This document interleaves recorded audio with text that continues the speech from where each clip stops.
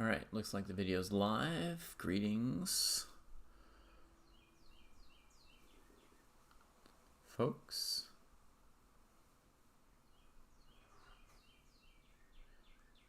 My computer is barely live, but the video is live. All right, looks like just open up all the chat channels so I can see any comments and questions. And we'll get right into training here today. Got to make some progress. So let's keep going. Perhaps somewhat simpler but rather attractive was the way Black's king's position was torn open in Gitescu Zuidema, Amsterdam 1971. White to play. All right, so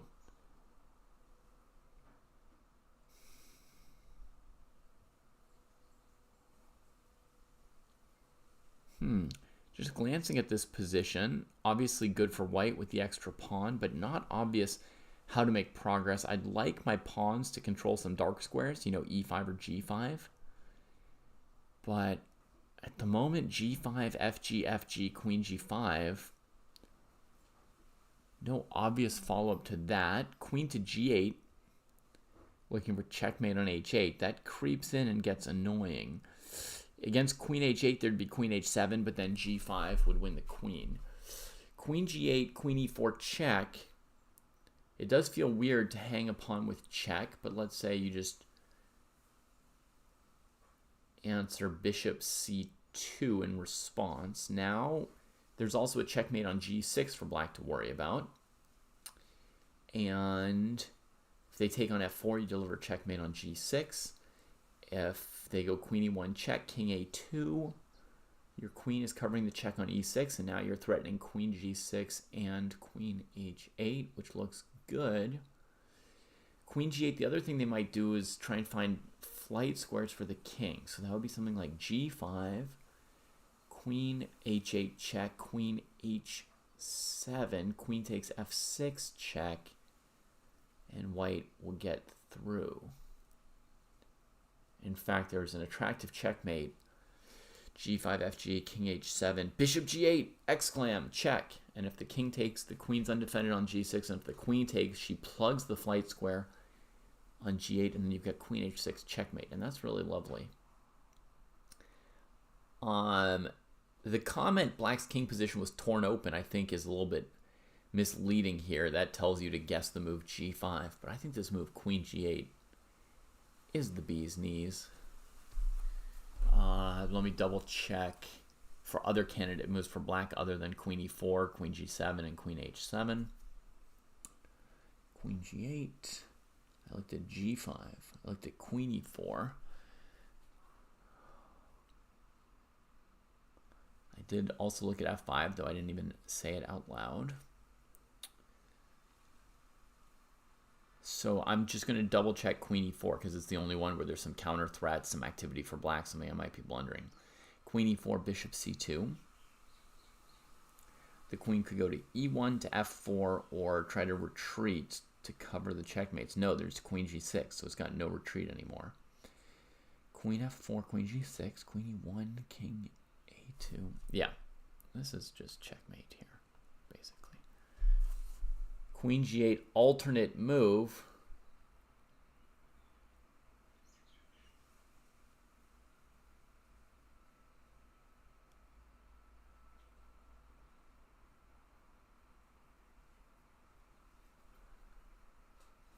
Super annoying.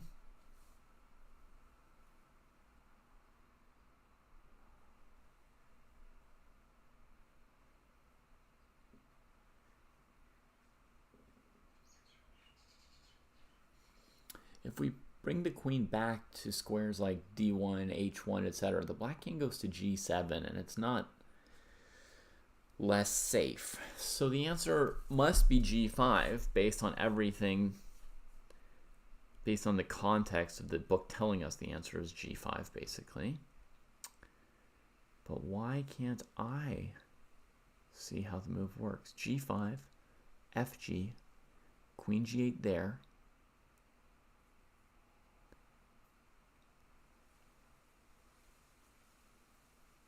G takes F, creating a flight square. Queen H8, King G5. That's like the opposite of tearing up the king. You're just giving him a whole escape alley. Makes no sense.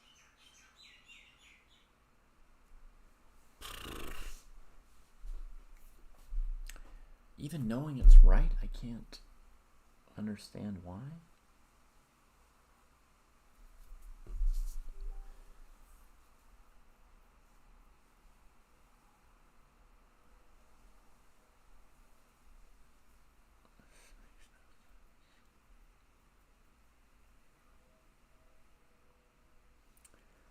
There's some idea or continuation here that I just can't see.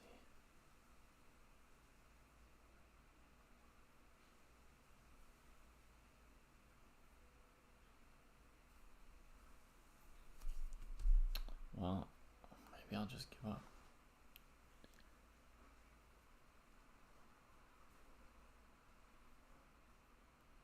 Oh my gosh.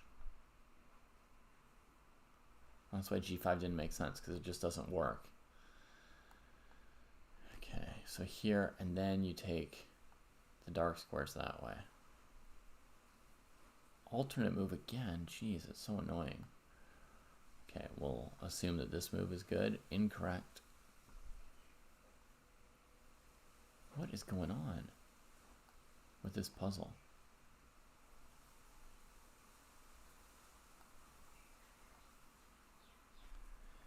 That is just completely wrong. I'm sorry. Completely stupid.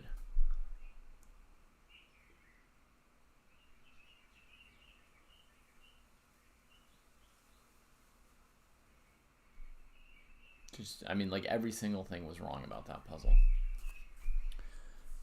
We haven't got around to the inevitable stalemate combination yet. Here's a pretty example.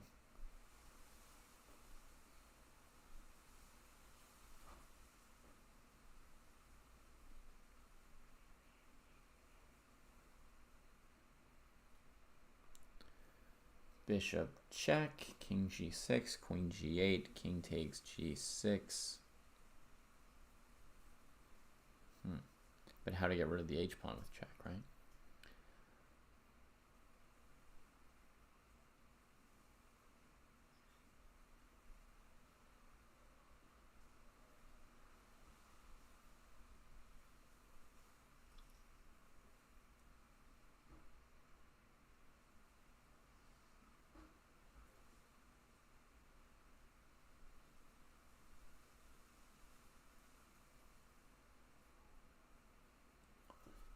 Hey, Connor, thank you.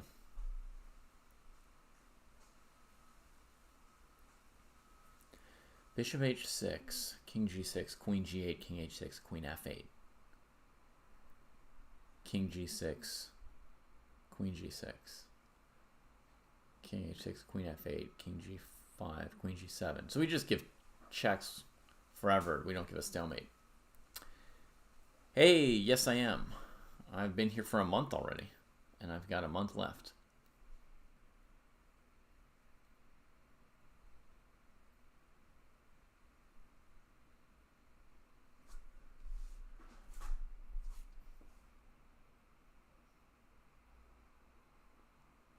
I'm not sure why they call this a stalemate combination. It looks like a perpetual check combination.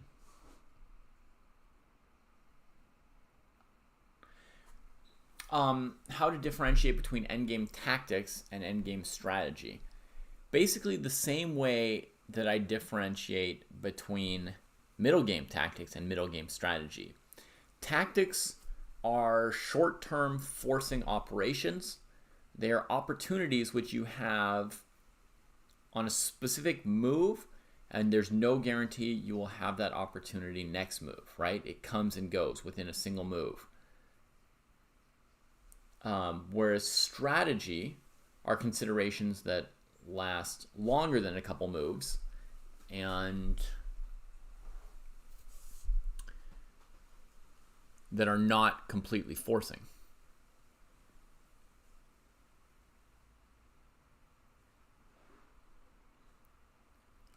Beautiful month-long road trip. There's so much to see, right? I've got friends who are moving from the East Coast to the West Coast right now, chess player, and his family. And yeah, they're seeing so much. It's just incredible.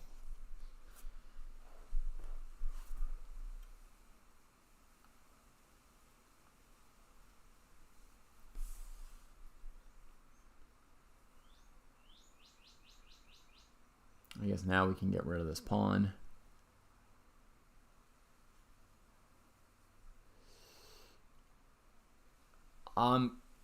Connor, I would say Shereshevsky's much better, but they are very different. Shereshevsky is strategy, and Van Perlo is tactics. So I guess it depends very much on whether you want to work on your tactics or your strategy. Also, the Van Perlo book is maybe aimed at a slightly higher level than the Shereshevsky book. I would say the Shereshevsky book, it's very open, accessible to players from 1400 up to maybe 2200. And the Van Perlo is maybe 1900 to 2300.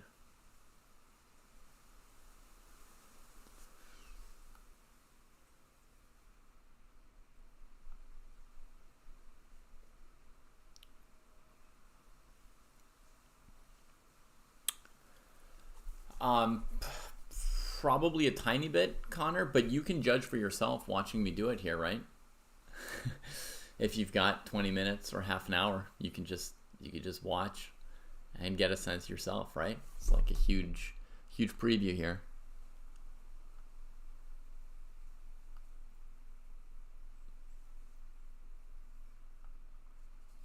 You did Badlands? My friends just did Badlands a couple days ago as well.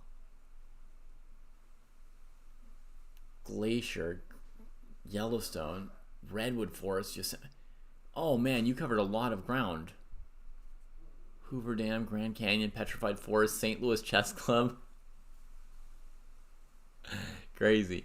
I have gone to the beaches, the erupting volcanoes on another island, and I declined to fly to another island to see it. My partner was like sort of mildly suggesting we should go. What I'm doing seems hard. Yeah. So, look at one or two more and then form your own opinion.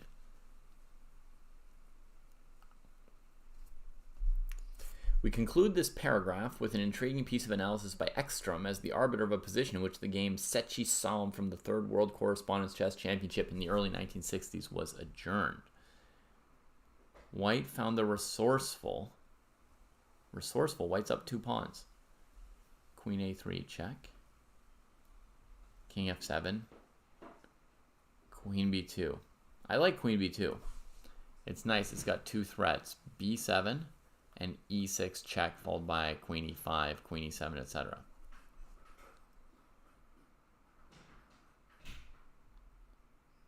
White also has queen e7 here, which is more obvious, I get. Yeah, resourceful in a completely winning position. Normally I hear people say resourceful in like bad positions, right, Double Jared? Like saving moves are resourceful. White has a more convincing win with bishop f6, as pointed out by Colin McNabb. The threat of queen e7 and mate can only be parried by queen e6. And then you just play b7. Okay. Queen b2.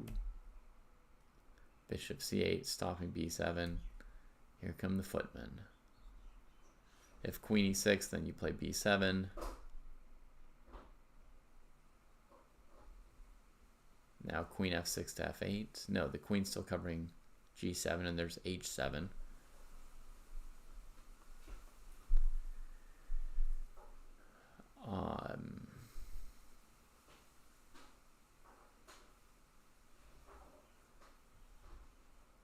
Queen f6 anyway, threatening e7.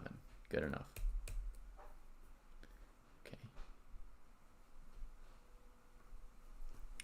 Queens with bishops of the same color.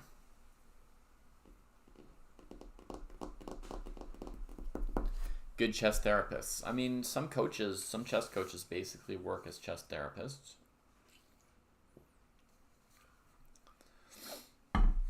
I wish I were decent. I have two specific ways of processing games of mine that I, so to speak, mess up or blow or ruin or mar towards the end. If it's a little by little thing, then I'll take the game position before I started to lose it, and I will spar it. If it's more of like a one move thing that went wrong versus drifting, right? If it's a one move thing that went wrong, then I set up that position and use it as a calculation exercise. So I reset up the position that I didn't get right during the game, and I sit there and calculate it. Depending on your level, this could take longer or shorter. These might be easier or harder blunders for you to figure out. For me, usually it's going to be like a 10 to 20 minute thing. I'll write down variations on a piece of paper while looking at the position that I got wrong in the game. And then I will play out my variations on a board to see what I got right and wrong. That's a calculation exercise that I do routinely anyway. And I use positions that I messed up in my game or positions that I'm unsure of. Sometimes I don't yet know if I've messed up. I have a sense that I feel like maybe that move I messed up, but I don't know for sure.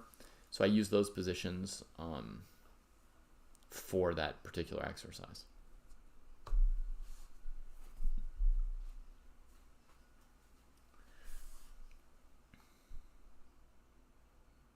Here also we have to search for the hard, scarce tactical tricks, he says, that help us avoid heavy technical problems. If such a chance presents itself, it is important to take it without hesitation. Familiarity with the following examples may be of some use. You're welcome. Queens with bishops of the same color we enter into. Okay, first we cast our eyes on the correspondence game Milner Giannossi 1987. Black is okay in this position. And queen a6, keeping a8 and c6 covered, should suffice for the win. Okay, black should be winning here. Let's see. Pawns are equal. So black's supposed to win based on that b3 pawn, right? And the white king being in bad shape. But it can be attained more quickly and attractively. How? Okay. It's a faster way to win for black than just sitting on the position. Sometimes when you blunder, there's a reason why you blundered, even if the blunder is really like atrocious, right? Like let's say in this position, I played the move queen e4, and then my opponent took the queen. But maybe the reason I played queen e4 was because I calculated some line with b2 for 20 minutes, couldn't figure out how to make it work, and then played another move at the end. You see what I mean? There's often some kind of reason. Like often you blundered because you couldn't figure out the right move. Often you blundered because you were too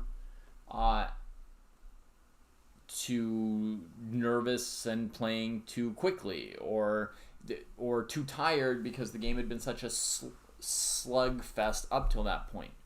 So I think even if the bad move that you played is an atrocious blunder, if you set up the position and try and find the right move, it's often a good exercise, it turns out, because there's something about that position that had something to do with you blundering.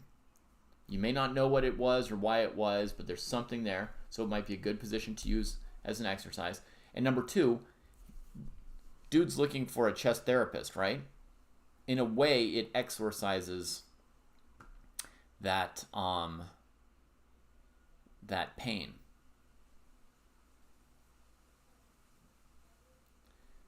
So you see, I wish I were decent says, the game I blundered my queen in last night, it was 2 moves earlier where I miscalculated. So maybe go back 2 moves, I wish I were decent, and use that position as a calculation exercise, but partly because you couldn't calculate that position correctly, you kind of lost your grip on the game and then blundered afterwards maybe, right?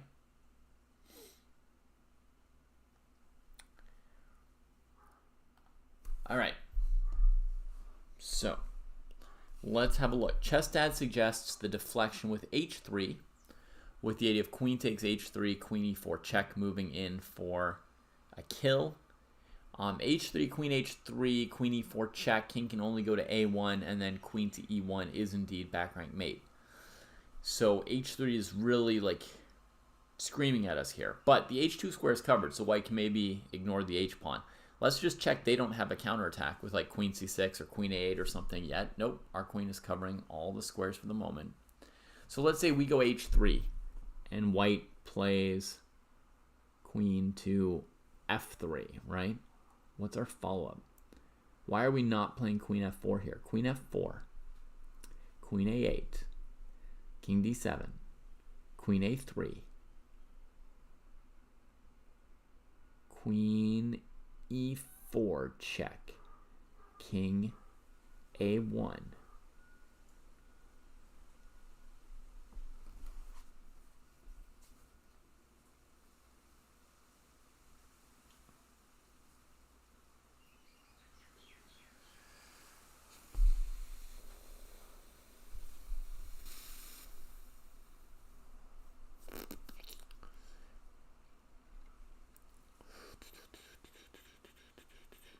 So one interesting thought here in this queen f4, queen a8, queen a3 variation is if we could simply force a queen trade, the h-pawn would queen at the end, right?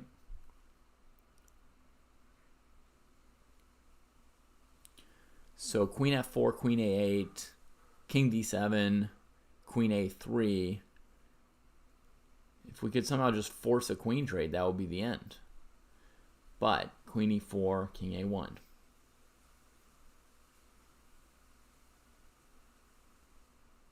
Queen e1, king b2, queen d2, king b3. There's no way to force it. Queen e2, queen c2 or something, and black gets a turn to counterattack with queen d6 with probable repetition. Okay, Drittman throws another piece of the puzzle out for us. Bishop to c1 with the idea of king c1, queen a1, etc. Now, if we had h3, queen f3 thrown in, then maybe bishop c1.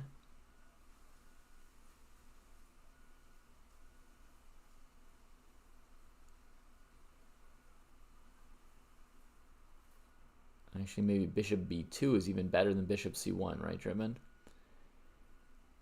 So like h3, queen f3, bishop b2, similar idea, opening up for the queen. She could have gone. The bishop could have gone like anywhere, and that would be winning pretty much, huh? All right, let's do it. So h3 moves basically free. Alternate. Ugh.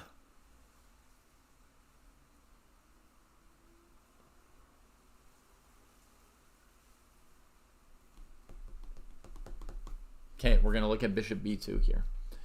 Bishop b2, king b2 loses, so we'll look at queen b2.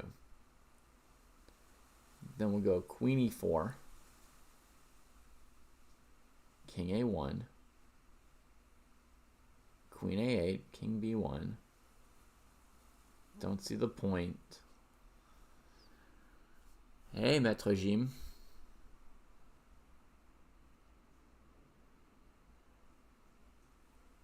This is a terrible puzzle. Why does Jesse love this book? We've had multiple terrible puzzles.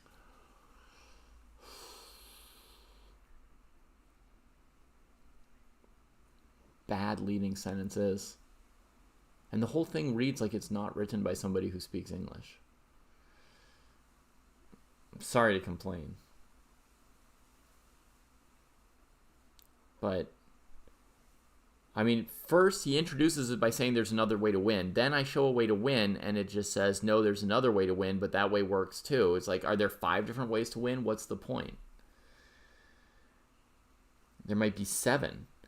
And I do believe in giving problems with more than one answer, but if you get one of the answers, I just give you credit. I don't send you back to look at the other to look for the other answers.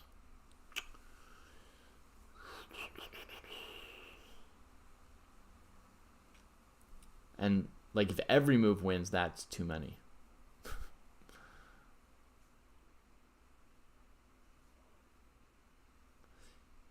Queen f4, queen a8, king d7, queen b7, king e6, queen c6, king e7,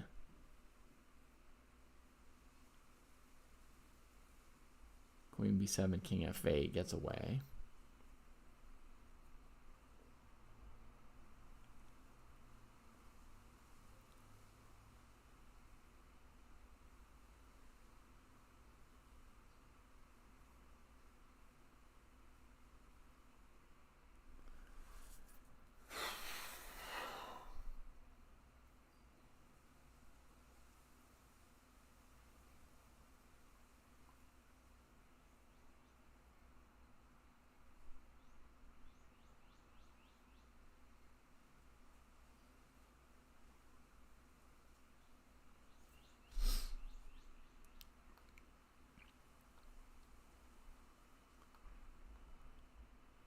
Every single move order was working here.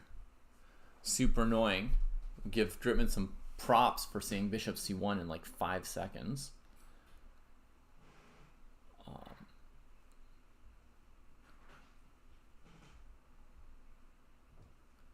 Chessable note says queen a6 wins faster. h3 wins just as fast.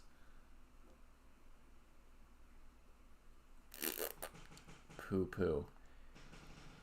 I mean, at some point, some of these problems have to be right, or we're just wasting our time. We encounter another bishop sacrifice in Bucha Kovacs. Black to play.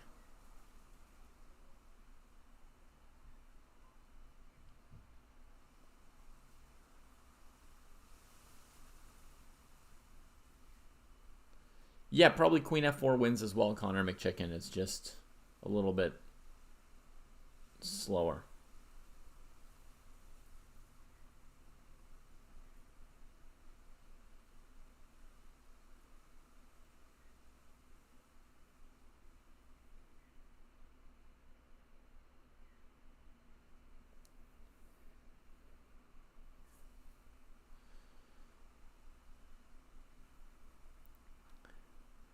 All right, so possibilities for black here. Queen h5, sacking the queen for stalemate. Doesn't work. Our king has h8 and g8. We have this idea of bishop f8, and if queen f8, then queen h5 check creates a miracle stalemate. But bishop f8, queen to d7 check, I'm not sure. Then if king g6, there's queen e8.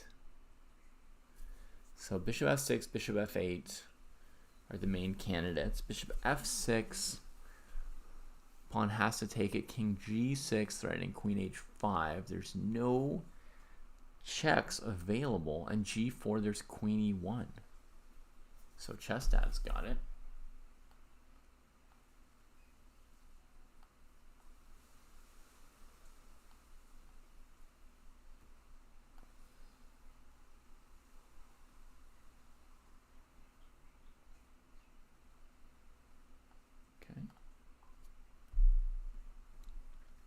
A different type of bishop sacrifice was demonstrated by Black and Pelin Fedorovich, Wake on Zay, 1990. All right, so here it's black to play, and if you go queen g2, queen g1, white blocks with the queen on f1.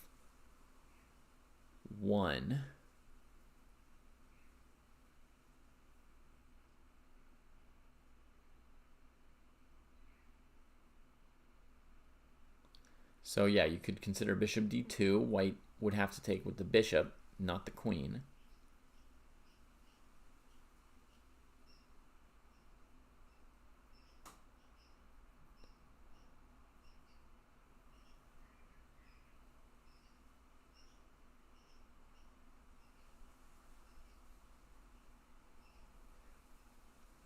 I think maybe pawn takes d4 first, because the queen needs to stay on f1, so she can't take. And the bishop needs to stay on d2. So you could go pawn takes d4, and then if bishop d4, queen g2, queen g1, queen f1, bishop d2, winning the queen.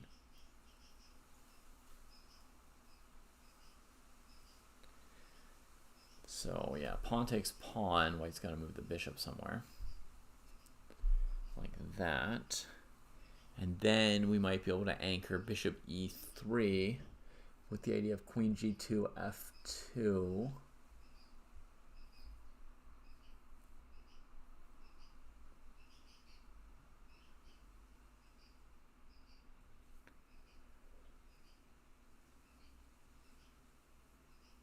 Yeah, bishop e3, king e1, queen g1, queen f1, bishop f2 also wins the queen.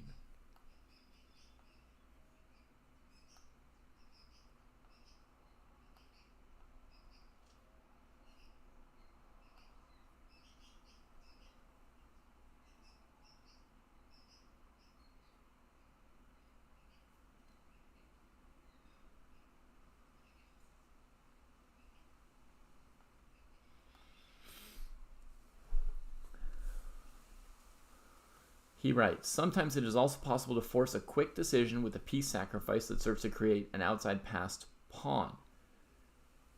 Two examples, starting with Vasilyev Dolmatov. White faces the problem of how to get his c-pawn on c8 as black appears to have a firm grip on the promotion square.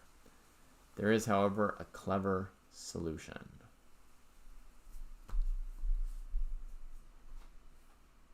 I would say bishop d5, because if the queen takes, you have queen d8 check. And otherwise, you'll have a mating attack on f7.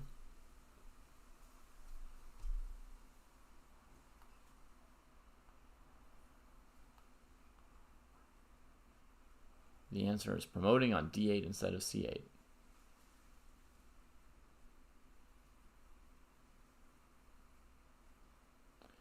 Wow, in the game, white didn't find this, and instead played queen d8 check, king g7, bishop b7, and then bishop h3 with back rank mate for black.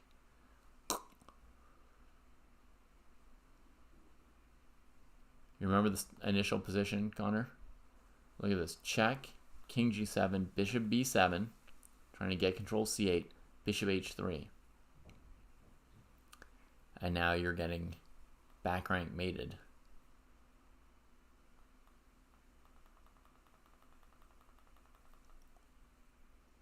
Oh, the queen covers the mate. Oh, no, there's mate on f1. Yeah, well, brutal.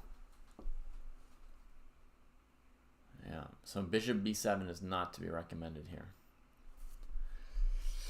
With a similar piece sacrifice based on his past e-pawn, White decided the issue in Suba Kinderman Beersheva 1984. White to play here. This position looks overwhelmingly winning. That black king is already dead.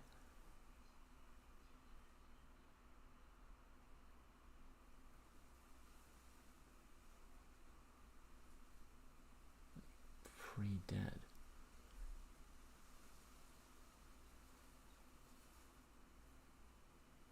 I mean, bishop h5 check, king h5, queen f6 with the idea of g4, and queen f2.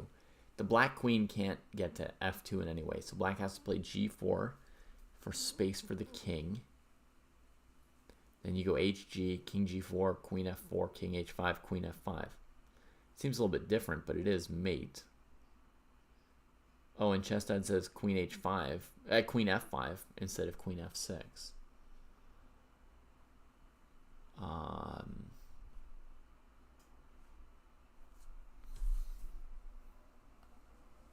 I think they both win, but we'll double check them. Queen f5.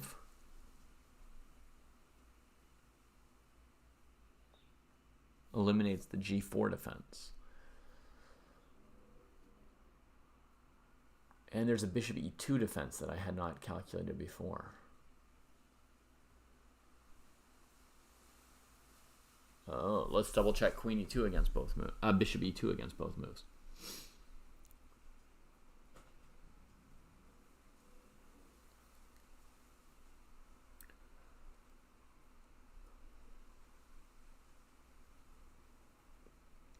I think with the queen on f5, we can play g4 check, bishop takes, pawn takes, king h4, queen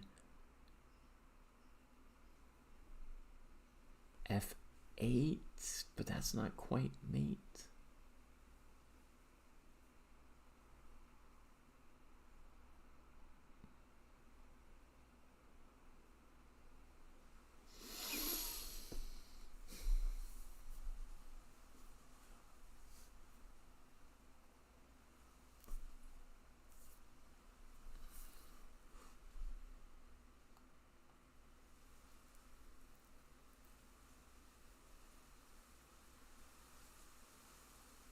What if we played here and left the bishop?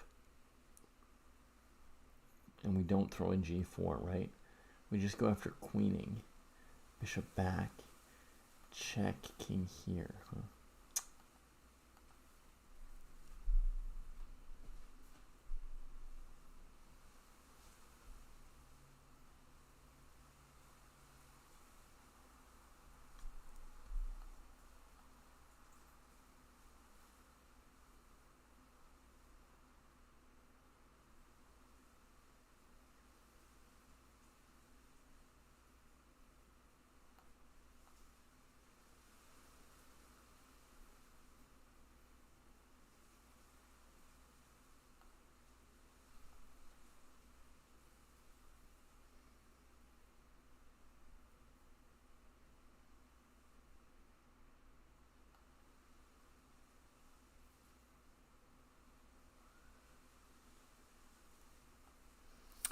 Queen f3, queen b8, king g2, queen b2, queen f2. Ah, okay.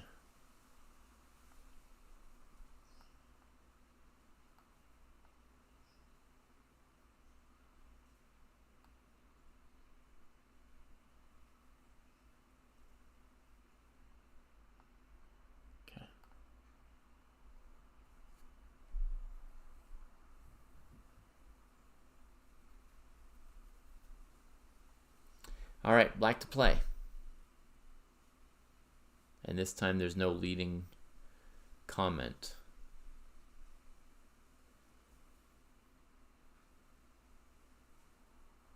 And queen c2 is not checkmate because there's a queen on h7. For anyone who calculates the same moves as me at first. Something like queen c1, white has queen g8, queen f7, so that's not the first path we want to go down. Yeah, this is on Chessable. It's both a book and a book that's been ported over to Chessable, right? So you can get it as a book or you can get it as a course.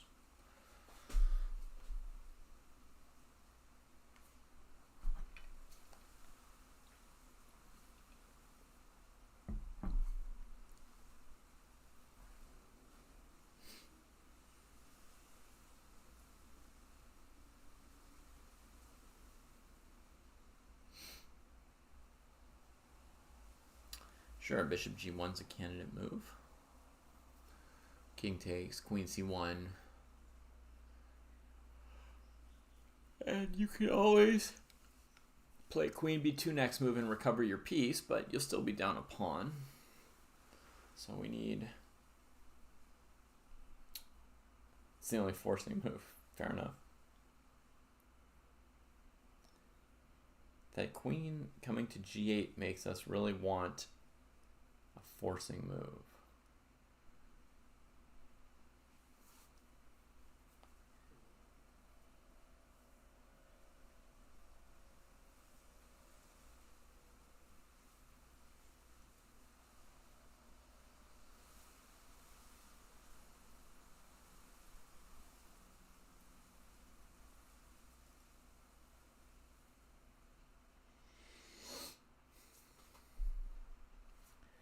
I guess in the queen ending, right after you take on b4, you're threatening perpetual check and the a pawn.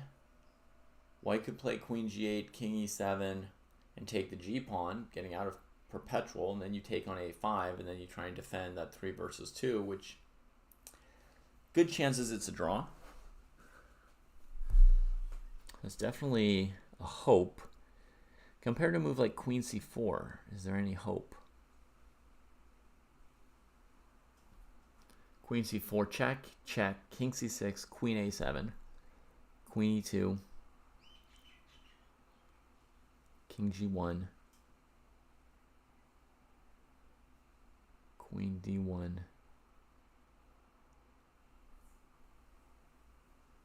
king g2, queen f3, king h2, queen e2, king g1, queen e1, king f2, queen C2, king E3.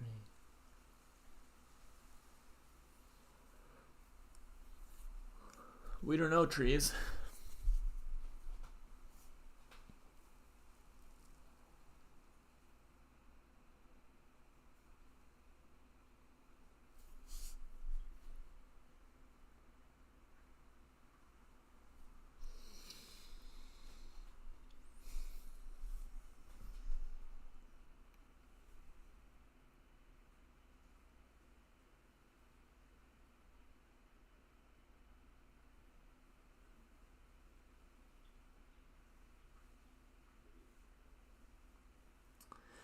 Trying to put myself in the mind frame that I've been playing a game for 4 hours and now I've got this position and I'm trying to save it.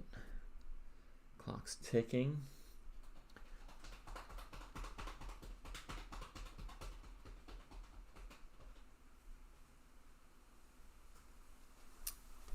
Yeah. I believe in the queen ending. Once I tell myself the clock's ticking, I'm like, gotta keep some time on the clock and just go for it.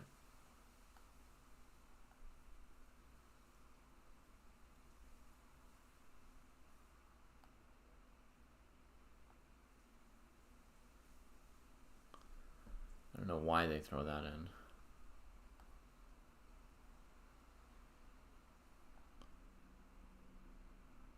That was really pointless, that check at the end there. After queen b3, white could have played queen d3. They literally have like a worse move in here. White should just take the piece. What? Why do they have the wrong move in the solution? Oh, God.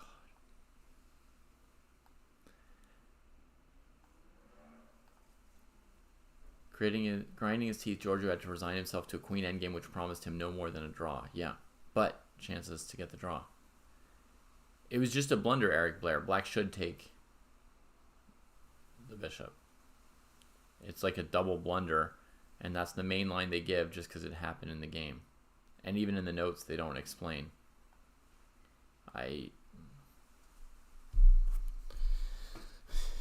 unhappy. An amusing commentative interlude occurred in the Scholaric Tonoli from the Belgian team championship. White had to go at the full point with bishop d5, but he was put off his stroke by Black's clever reply. Bishop e6. And then if you trade queens, it looks like that d-pawn is going through.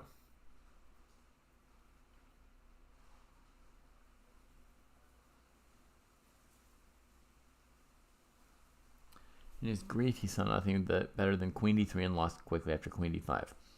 But there is more under the sun here. White's confusion must have originated when he was calculating. Here, here, takes, here, here, here. Bishop d5.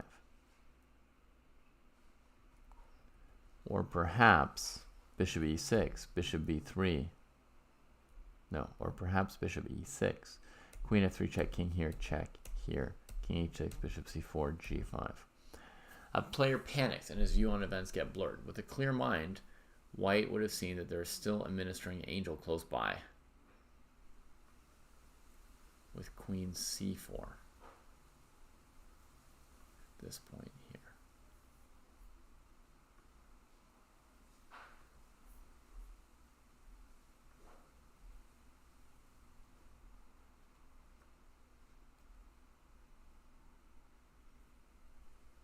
With the idea of g5, queen c6 winning. Okay.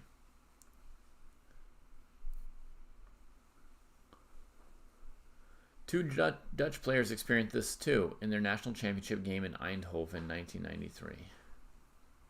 White to play. Down a pawn. Black king's exposed. We have some hope.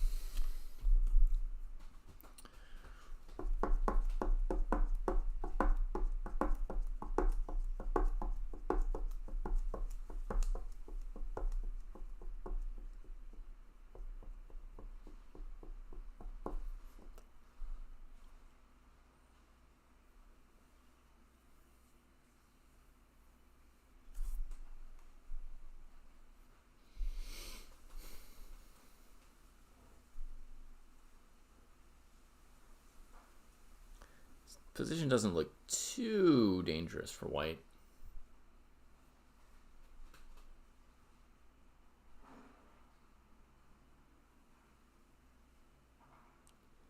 Which gives me the sneaking suspicion that maybe white should play for a win, which in a game I wouldn't really be doing here. I'd be playing for a draw.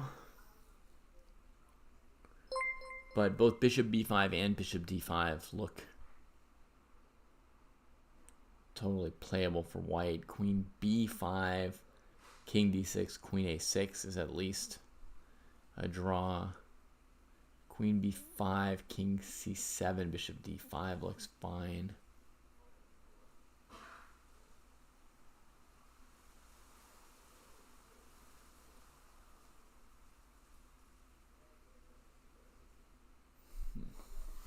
Thanks for the raid, Pil Hadas, and welcome.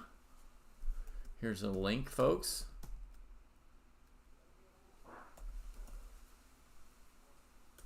If you'd like to follow Pil Hadas, apparently a chess player.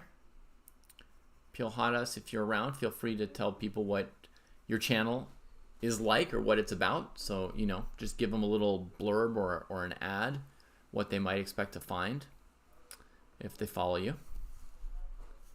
Oh, thank you. Very kind. Very kind. Right now I'm struggling around with this book, which I'm not loving.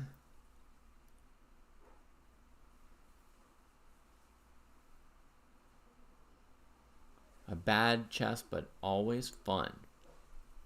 So folks, if you find bad chess fun, or if you like having fun, maybe check out Pil Hadas' Twitch channel.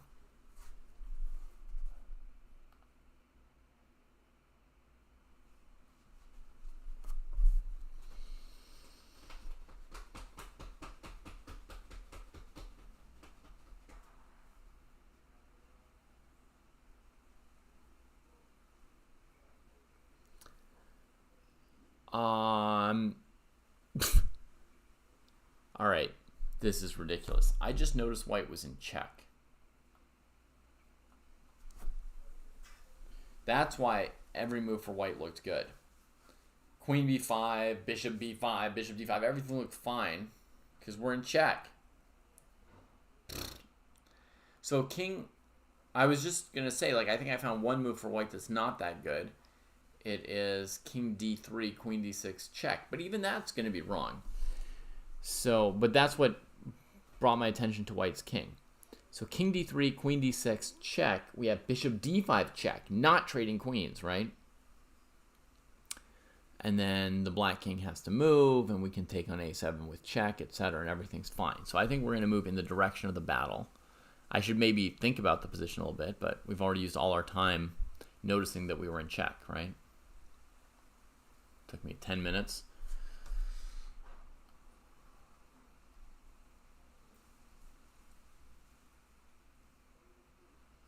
In the game, white played king e1 and lost. Both players missed that king d3 could be played.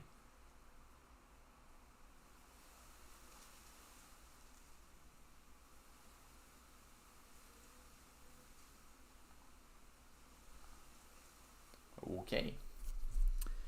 White to play.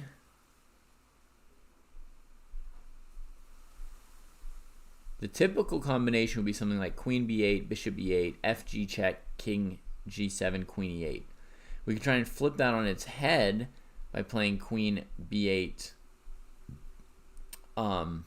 bishop e8, queen e8, king e8, fg7, which would be awesome, but queen c3 is check.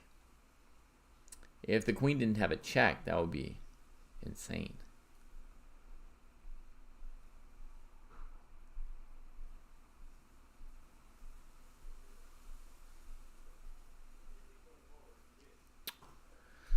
All right, fg king g8 doesn't look super promising.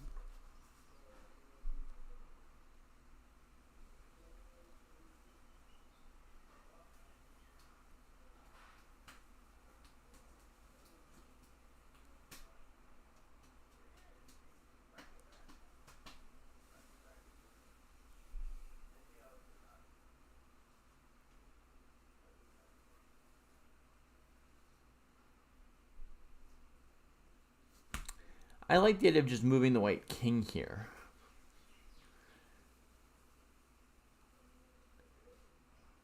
If black took on f6, we'd have queen f6, king e8, and then g7, and we get a new queen. And if black takes on c3, we have queen e7 and mate. And if black waits around, king g8, we have queen b8. What would be a reasonable move? Bishop e8, we have fg, king g8, queen takes, king g7, queen f7 with mate. Queen b8, bishop e8, f7, queen c3, and our king runs to c7 via f4. Then black plays queen takes d4 check. And are you sure you're gonna get across that queen?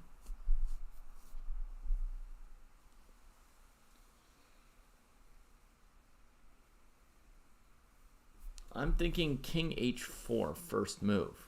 Looks killer.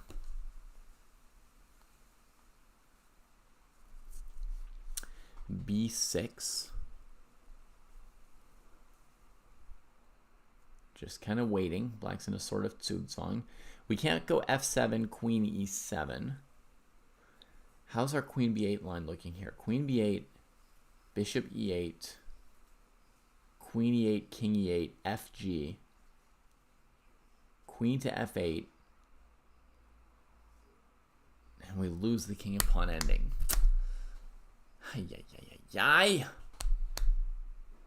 But queen b8, bishop e8, fg, the more simple move. King g7, queen e8, threatening mate. Queen a7's the only defense.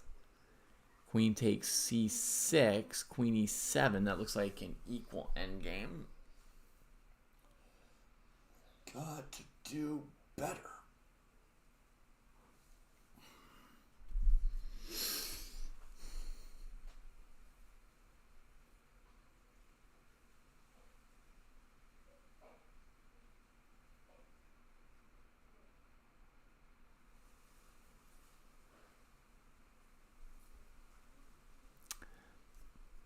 Surely f7 works now. f7, queen e7 check, right? I think maybe we want to keep going with our king, like Alkadin is saying, king h5. Just keep trucking with that king.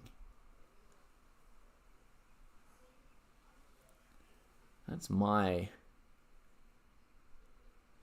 desire. Yeah. This is a fantastic position, this one. King h5, only move b5, because black's in sort of pseudo-Zugzwang. Maybe we go back to h4 like Alkadin says, or maybe now we've got a forced win. Let's just check. So now it's closer. Queen b8, bishop e8, queen e8, king e8, fg. There's no queen e7 check. So the only move is like queen f8. If we take king f8, king h6, there's king g8. And then black will have this g5 breakthrough. A c5 breakthrough, sorry, misspeaking. And they'll actually win on the other side. And queen e8, queen b8, queen e8, fg, queen f8, king h6, insane move, right? With the idea of trading the pawn for the queen later, black has queen g8, so it doesn't work. So I think that queen b8, bishop e8, queen e8 does not quite work right now. Although,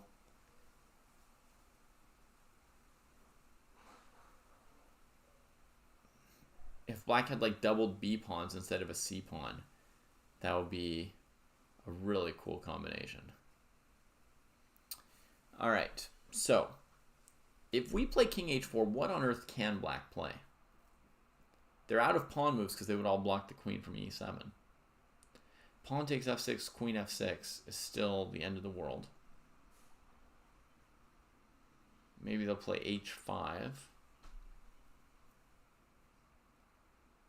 King h5. They still need a move. Bishop e8. We have fg, king g8, queen e8 winning. King h4. King h5. So we're going to give credit, right? I've been critical of a bunch of the problems today. We're going to give credit that this one was just something special. This one was gorgeous, right? Okay. A quite extraordinary case was Jilin Chernov, Soviet Union. f6, bishop takes h3. Says queen e6 check does not help either after queen e5. Queen e5, d5, bishop h3, king h3. And the pawn endgame is lost for black.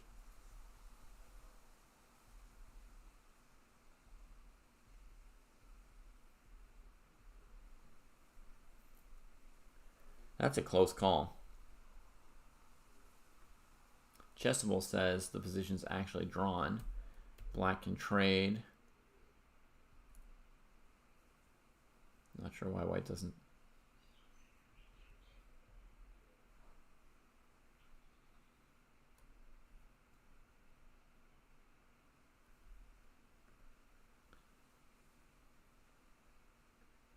Black could just trade here, right? What's white going to do? e6.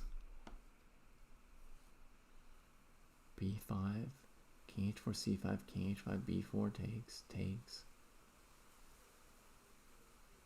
King h6, king g8, e7. Wow. Okay.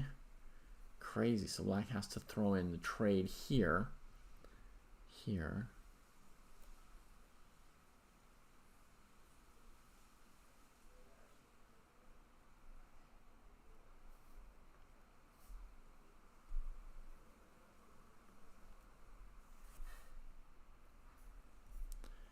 Queen e5 exclam. The threat is fg, king g8, queen e8 with mate on f7 and h7. Bishop d7. There was a narrow escape with queen c3 check. Of course you need your queen in the game. Yeah, that makes sense. King h4, stunning. Black is in fatal zugzwang. Black shook his head and resigned. All right. Beautiful. Beautiful one there. All right, we conclude this subject with a missed tactical chance in Short Timon, Amsterdam, 1983.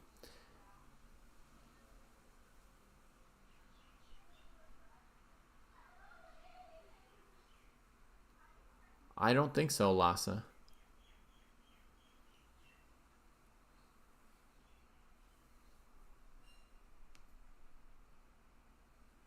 Or not the one I calculated.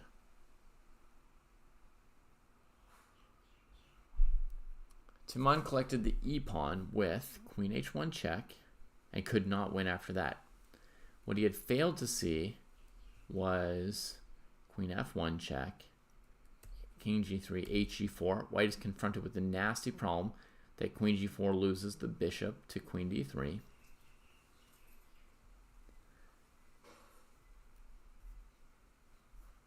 Even worse is king g4 check here. Boom! And bishop h6. Chessable note, Timon's variation was also winning. Okay. You want to check the game?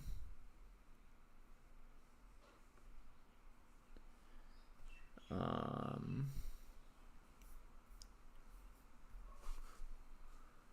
right.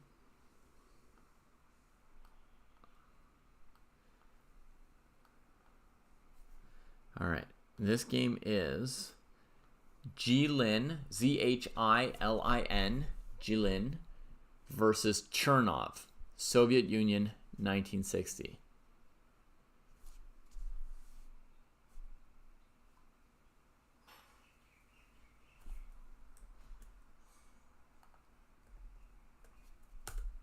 Oh, I was able to copy paste it. All right, let's continue along.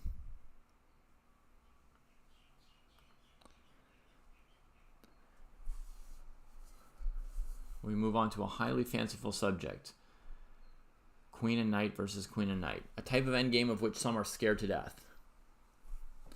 We start with a trick that we may justifiably call the dream of every chess player. In certain positions, the queen can be sacrificed with a terrific blow to be regained by a knight fork. with a transfer to a winning endgame or a rescue from a hairy predicament, or simply with the infliction of severe psychological injury upon the enemy. Fair enough. White to play. So, for example, queen e3, knight g4, king g5, knight e3 is possible if that endgame's somehow winning. But who's to say if that endgame's winning, right? Who's to say what it is will break you? I don't know which way the wind will blow. Who's to know when the times come around?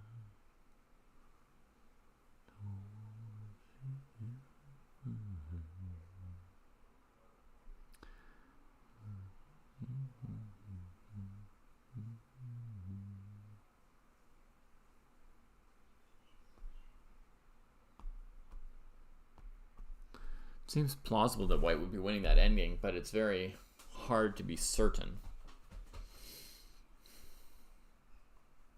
It probably does 11 years, but I'm not 100% certain.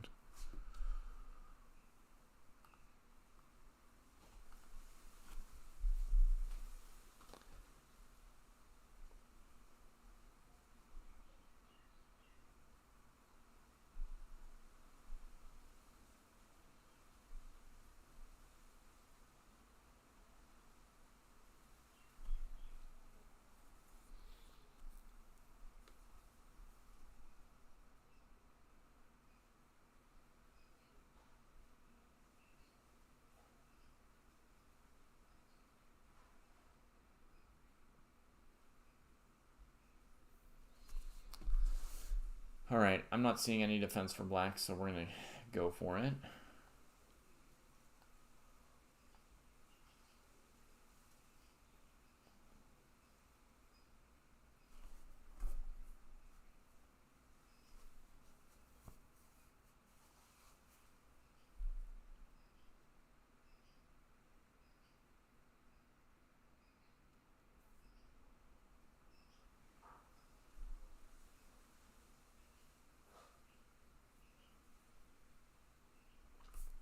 Shoot. Something maybe got wrong here.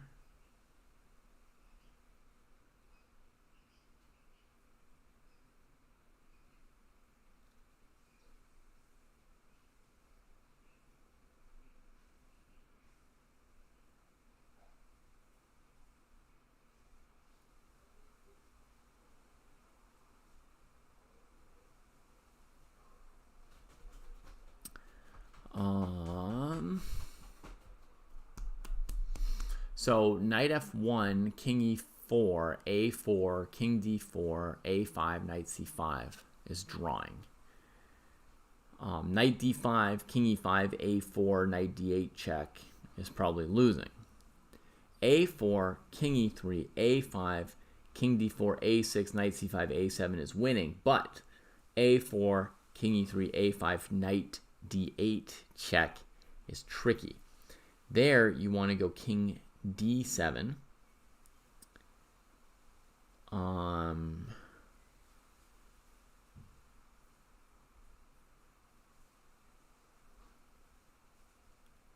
King d4, a6, king c5, a7. Yeah. Knight b7, c6, knight a5, c7, knight c4, king c6, knight e5, king b5, or knight e5, king d6, knight c4, king c5. Knight d8, king d7, knight b7, c6, knight c5 check, king e7, knight a6, ugh, knight c5 check, king d6, king d4, c7, knight check, king c6, knight a5 check, king b5. Ah, king b5, knight b7. 5 check. King b6. Ah.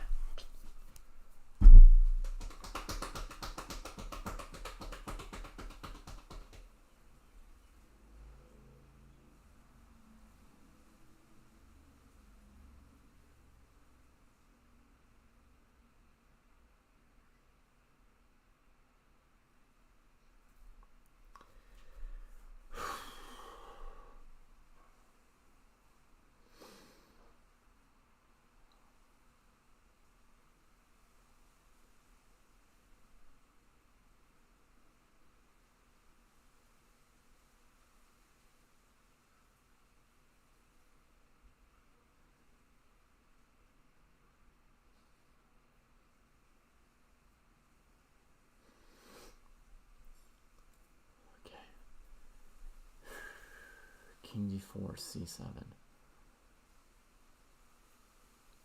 Knight e4, king c6, knight b7, king e7. Okay.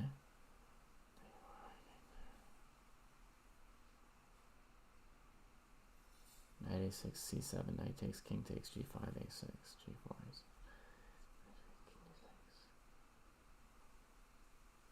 Knight e4 check.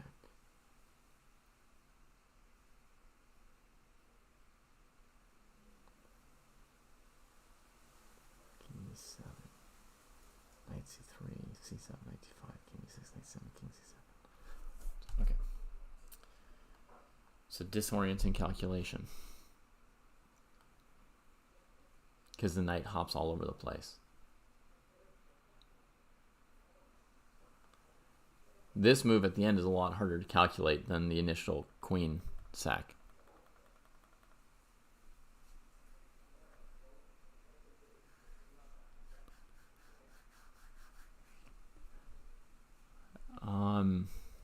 I don't think on this board I can show you everything I was calculating.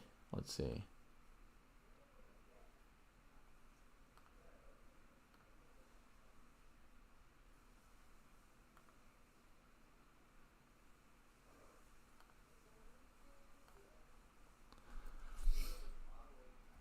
Okay, it's gonna let me.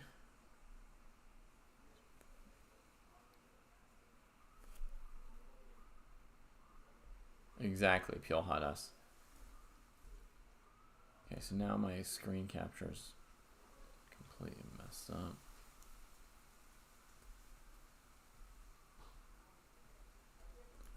Now can you see the board?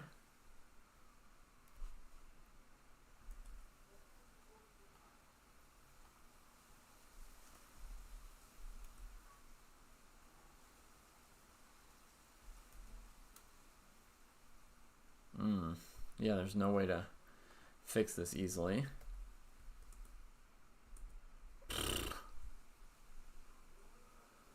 Wow, it's gonna be too annoying for me to try and fix that board. Sorry, folks.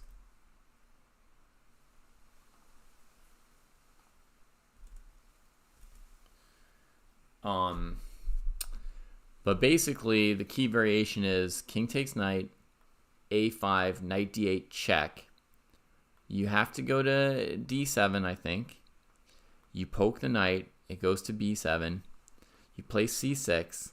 If it takes your pawn, you go to c7. Then there's a last-ditch defense there. Even though it looks like you're queening, there's knight c4. And if you queen, they have knight b6, winning. Right? So after knight c4, you have to play king c6. And then if they go knight a5 check, you can go to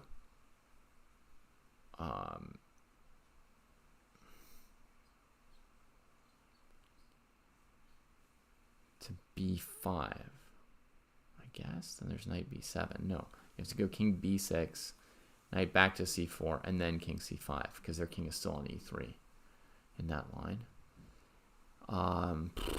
Even I can't keep track of it, so I don't know if I can give it to you guys in a way that you can keep track of. But so a4, king takes, a5, check, king d7. The black king's still on e3. Knight b7, c6, takes, c7, knight c4, king c6, knight a5 check, king b6, keeping the knight out of b7, knight c4 check, king c5. Their king's still here. And then the knight can't get to c8. And somewhat symmetrically, if they go knight e5 check, you want to go king to d6. And then if knight c4 check, then you go to c5. So that's one main branch. Are you able to follow that one? That's if the knight takes the pawn on a5. Yeah, but it's not a feeling. It's very specific. It's very, very, very barely that this works. Like one detail different and it doesn't. And then there's a second major branch, which goes a4, king takes, a5, knight check, king d7, knight b7, c6, and then instead of taking the pawn, black plays knight c5 check, keeping the knight in range of like a6 and e6 and stuff, and also gaining a tempo with the check. So knight c5 check, you've got a pawn still on c6, you're not that far along. You play king d6, then they can, for example, bring their king closer with king d4, and you play c7, and then they've got knight b7 or knight e4 check, and neither of them quite works, right? So like knight b7 check, king to d7, knight back to c5 check, king to c6, right? Or knight e4 check, king straight away to c6. Would I calculate this deeply and rapid? If I had the time, Uncle Buck. It's just a question of whether I had the time or not. In a classical game, I've calculated variations like this, you know, many times. Not always in knight endgames. In knight endings, probably, 10 times. It's it's doable. In a rapid game, I don't know. I never play rapid, so what do I know? I don't know what I do in a rapid game. Depends on the time control and how much time I have left. I would try. All right, white to play. Next one here. Knight, queen. Here, if you go queen h7, king h7, knight g5, black takes it with the pawn, right? But, very simple. We first deflect that f6 pawn or attract it, depending on what word you want to use, and then you just clean up.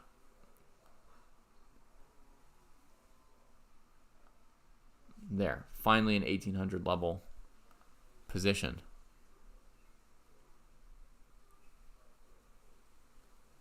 For our friend Connor, if they're still around. You play by feel and end the game with extra time. Yeah, so you might want to practice your calculation. I calculate a lot and run out of time, so I need to practice my feel, opposite of you. This position is from Timon versus Kosashvili. Curacao 2002. After a move like king f8, there's not much going on. However, the second player, though certainly tactically gifted, produced the unbelievable king g6, ? We jump up enthusiastically with Timon and unleash a combination. White to play.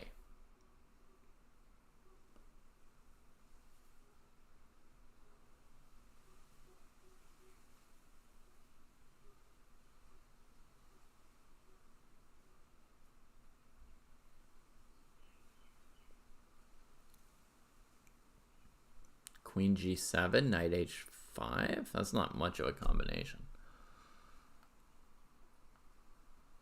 So every single one of these puzzles is just the same. You deflect the king onto a square where you can fork it.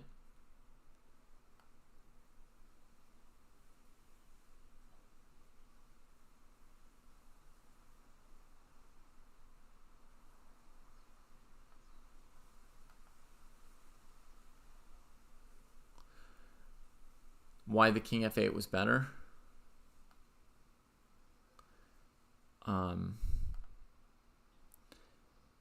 Here, if king f8, instead, queen g7 check, you could play king e8, I guess. Just keep playing with the queen still on the board. After king f8, there's not much going on. Yeah, he does not explain that in a way that fully makes sense. King f8, queen g7. You can play king e8, but yeah, it still looks like a tough position for black to defend. They're preserving the chances of perpetual, but yeah, it's not clear why that's so good. Not very hard to guess black's first move in diagram 132 from Sirwan Illescas, Cordoba, Barcelona, 1989. This is becoming like Puzzle Rush.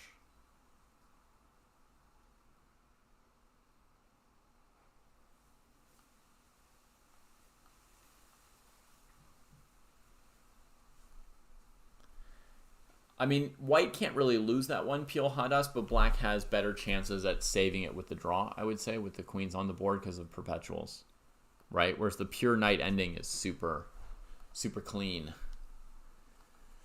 All right, king f1. So now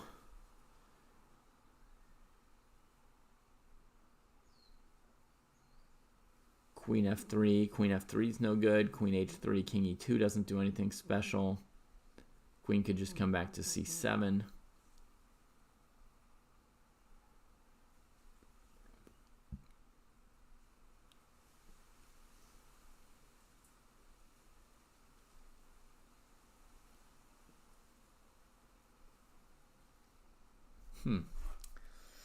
Should we re-centralize the queen on c7, or should we take the h pawn, leaving it very hard to defend our b pawn? Queen h3, king e2, and our queen is really badly placed.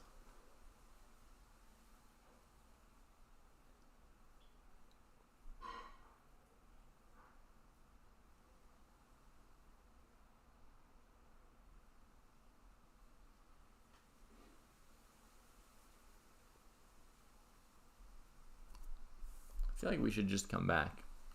This is not like a clear calculation to me, but queen c7 alternative.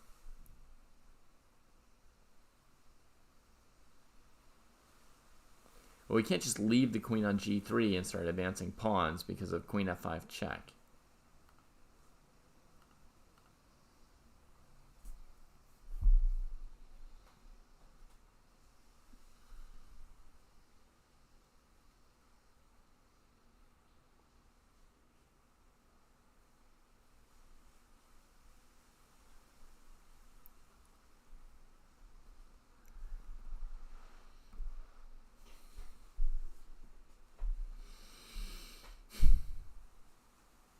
You'd have to be feeling very brave to go queen h3, king e2, king g7, queen b7, h4, queen a6, queen g4.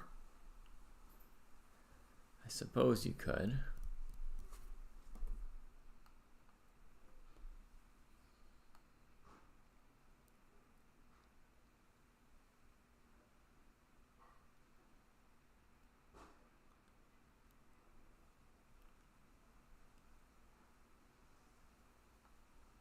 So in the game, black played king g7, and it says white also had a queen sacrifice at his disposal, but refused to fall for queen f7, king f7, knight g5, king f6, knight h3.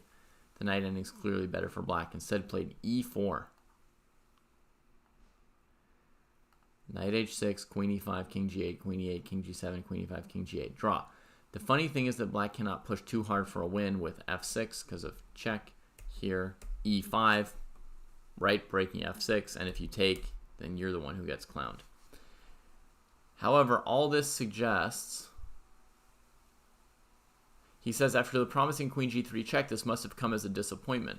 To us, it teaches not to start cheering too soon, right? You find queen g3 check, but maybe the game still ends in a draw. However, to me, it suggests that after king f1, the correct move was just queen back to c7, with a pleasant small advantage for black. So, anyway, another mediocre puzzle. There were cheers for the second player in Smodgin versus Agzamov, Soviet Championship 1985 in Riga, when he produced the Subtle.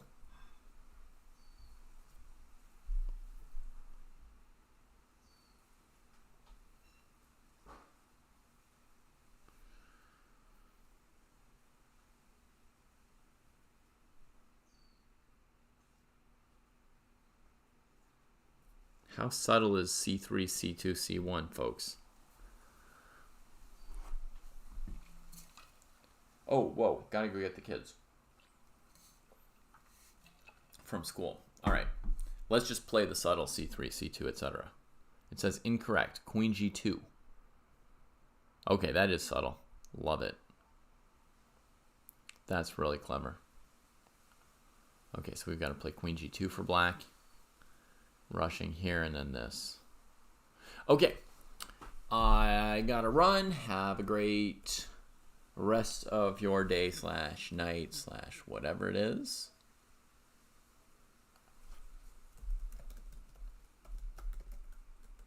Thanks, Pure Hadas, for the raid and for sticking around yourself.